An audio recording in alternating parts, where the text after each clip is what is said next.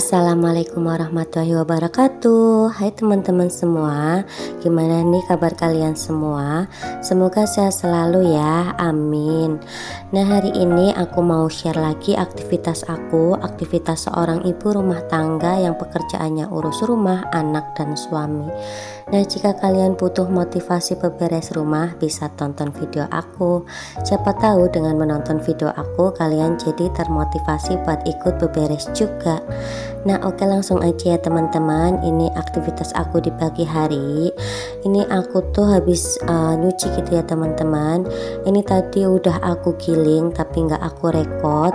Jadi ini aku tinggal bilasin aja, tapi masih ada satu kloter lagi ya teman-teman. Dan itu yang udah ada di ember, itu kloter yang pertama. Kali ini aku tuh udah jarang nyuci manual gitu ya teman-teman. Jadi aku lebih sering pakai mesin cuci untuk akhir-akhir ini. Karena emang aku tuh sekarang jarang nyuci tiap hari gitu. Jadi biasanya sekarang tuh aku nyucinya 2 hari sekali. Nah, kalau udah 2 hari ataupun 3 hari itu kan pasti cucian numpuk ya teman-teman. Apalagi anak aku tuh kan masih suka ngompol. Jadi otomatis untuk cucian baju, cucian spray itu pasti banyak banget. Ditambah juga cucian baju kerjanya suami aku itu juga banyak ya teman-teman. Karena tiap hari itu ganti dan itu tuh bekas oli ya teman-teman. Jadi susah untuk dibersihkan. Nah, aku tuh setiap kali nyuci pakai mesin cuci itu ada rasa takut gitu ya teman-teman. Karena emang mesin cuci aku itu kan suka nyetrum. Jadi aku tuh harus hati-hati pada saat nyuci pakai mesin cuci ini.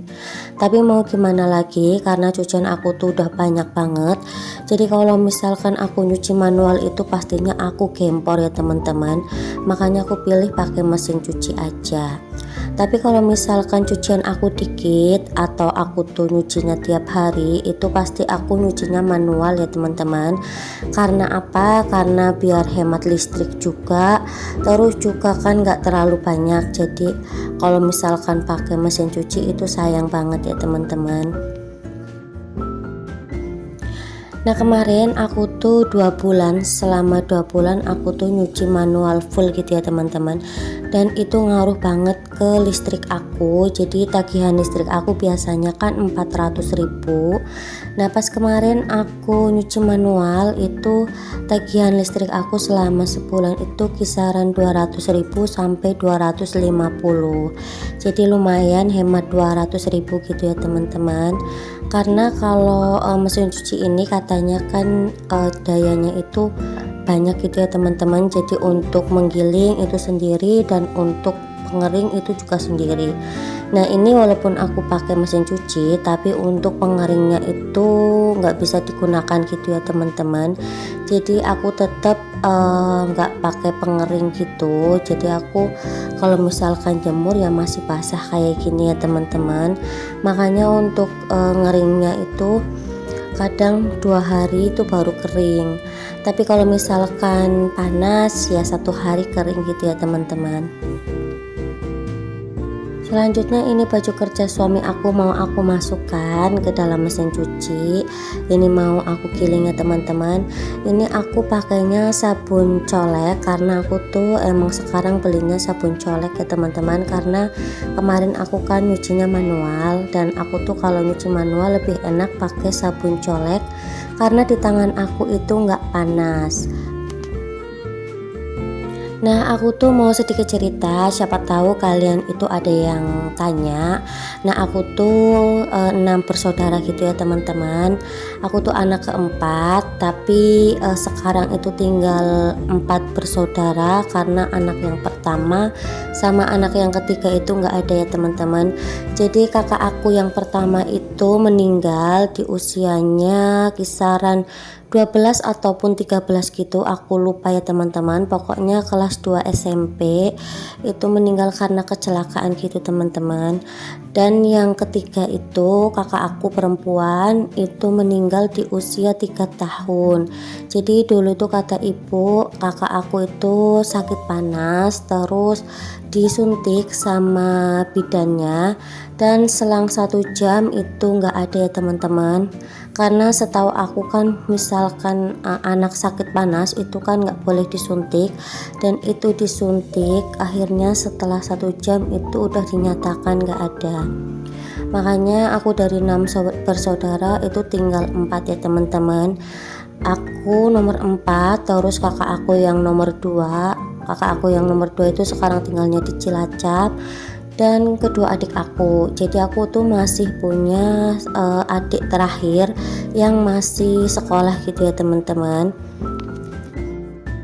Di sini aku mau sedikit cerita tentang pengalaman ibuku yang punya banyak anak ya teman-teman. Jadi dulu itu ibu kan anaknya udah 3 dan jaraknya itu 2 tahun. Jadi anak yang pertama sampai anak kedua itu 2 tahun, anak kedua dan ketiga itu 2 tahun, dan anak ketiga dan keempat itu 2 tahun juga. Nah waktu itu aku belum lahir ya teman-teman, tapi aku tuh diceritain sama ibu aku. Dulu itu ibu aku tuh suruh KB gitu teman-teman sama mbah, jadi sama ibu mertuanya, karena anaknya kan udah banyak, udah 3, terus kecil-kecil semua. Nah waktu itu ibu aku tuh nggak mau gitu ya teman-teman, dan akhirnya ayah aku itu yang memutuskan mau KB, yang KB permanen itu ya teman-teman. Kalau nggak salah namanya KB vasektomi kalau untuk laki-laki gitu. Tapi pas mau KB itu bidannya bilang kalau nggak boleh karena kan masih punya anak kecil-kecil, kita nggak tahu kedepannya gitu ya teman-teman. Dan alhamdulillah ya nggak jadi KB permanen.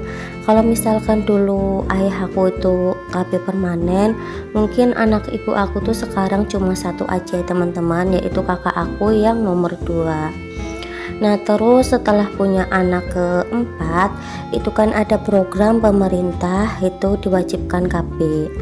Nah ibu aku itu tadinya nggak mau, tapi kan katanya ibu aku tuh ditungguin sama pegawai desanya gitu ya teman-teman.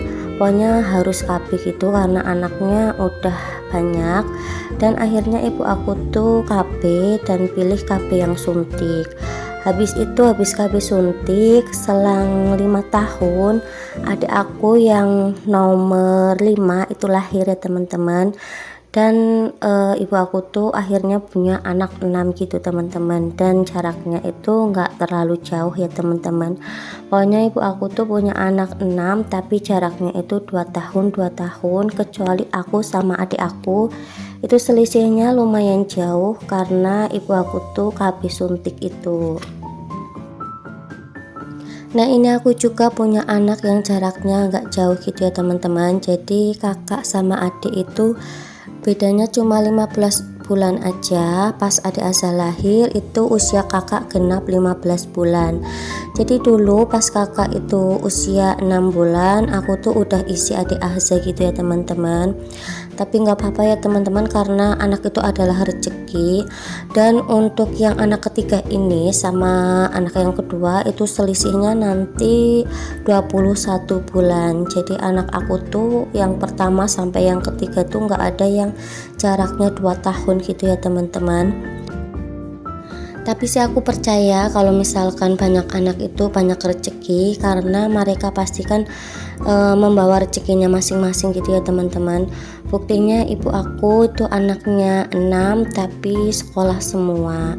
Dan itu waktu itu pas aku masih sekolah, kakak aku masih sekolah, itu ayah aku tuh udah nggak ada ya teman-teman. Jadi ayah itu meninggal pas aku kelas 1 SMA mau naik ke kelas 2. Jadi waktu itu tahun 2007 kalau nggak salah ya, ayah itu meninggal. Terus ibu itu anaknya masih kecil-kecil, yang terakhir itu masih kelas 2 SD, terus yang adik aku pas itu kelas berapa kalau nggak salah kelas 5 gitu teman-teman.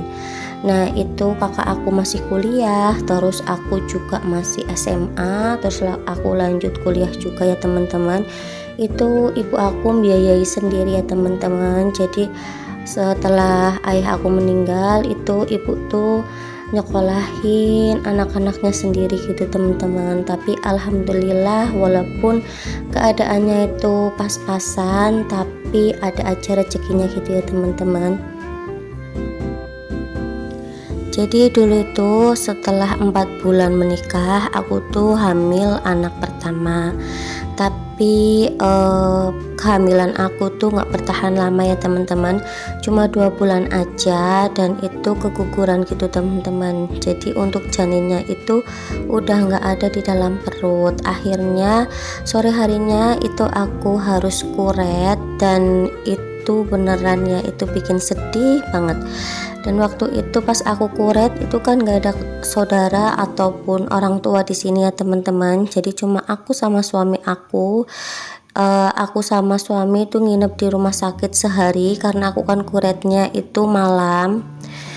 Jadi aku harus nginep, terus pulangnya itu paginya gitu teman-teman. Nah pas pulang itu pas hujan gitu teman-teman, jadi tambah sedih. Tapi alhamdulillah setelah 3 bulan kuret ataupun 11 minggu kalau nggak salah ya teman-teman, itu aku isi si kakak ya teman-teman. Jadi aku hamil lagi, yaitu hamil kakak Nabila. Jadi aku tuh nggak berlarut-larut dalam kesedihan gitu ya teman-teman, karena langsung diganti dengan yang baru. Terus habis itu malah dikasih lagi. Jadi ya alhamdulillah, mumpung aku masih muda, masih sehat, jadi aku tuh tenaganya masih full. Nah kan di sini aku malah curhat, tapi nggak apa-apa ya teman-teman. Sesekali aku curhat ke kalian, semoga aja apa yang aku sharing ini bisa bermanfaat buat kalian, nambah semangat ataupun nambah wawasan. Amin. Nah oke, langsung aja kembali ke video aku ya teman-teman. Jadi ini aku mau lanjut buat beberes rumahnya. Ini aku mau ngepel lantai, tapi aku ngepelnya kayak gini aja ya teman-teman, karena pel aku tuh rusak. Jadi aku ngepelnya kayak gini. Ini juga buat memperlancar persalinan juga ya teman-teman. Nah sampai di sini dulu video aku kali ini, sampai jumpa di video aku selanjutnya. Wassalamualaikum warahmatullahi wabarakatuh.